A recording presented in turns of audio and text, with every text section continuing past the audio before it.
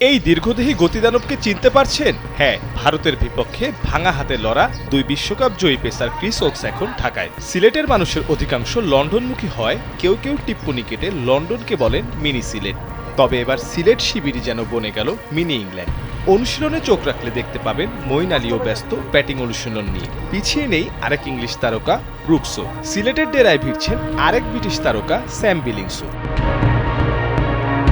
এতেই যেন ফলে গেল সিলেট টাইটান্স দলের উপদেষ্টার কথা। টুর্নামেন্টের গ্রুপ পর্বের সময় তিনি বলেছিলেন বিপিএল নিয়ে ভাবেন না তিনি, দল কোয়ালিফায়ারে উঠলে দরকার হলে ব্ল্যাঙ্ক চেক দিয়ে খেলোয়াড় নিয়ে আসবেন, বড় বড় চমক থাকবে সুপার ফোরে।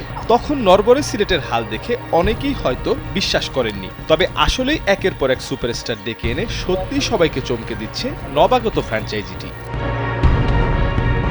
সুপারস্টার দিয়ে ভরা এই দলটাকে সামলাবেন বাংলাদেশের ওয়ানডে অধিনায়ক মেহেদী হাসান মিরাজ।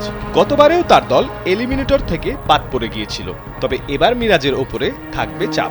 তারকাবহুল দলটাকে টেনে তুলতে হবে ফাইনালে, তাই তো অনুশীলনে মহাব্যস্ত তিনি নিজেও।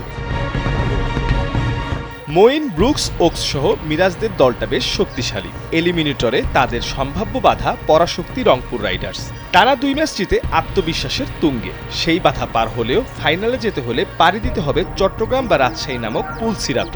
তাই নামি দামি খেলোয়াড় আসলেও বেশ স্বস্তিতে নেই দলটি। তবে তারকা ভরা দল নিয়ে এখন বেশ আশাবাদী সিলেটবাসী। ইংল্যান্ডে তারকা ক্রিকেটাররা কি পারবে দলের মুখে হাসি ফোটাতে? সেটি এখন জানার অপেক্ষা।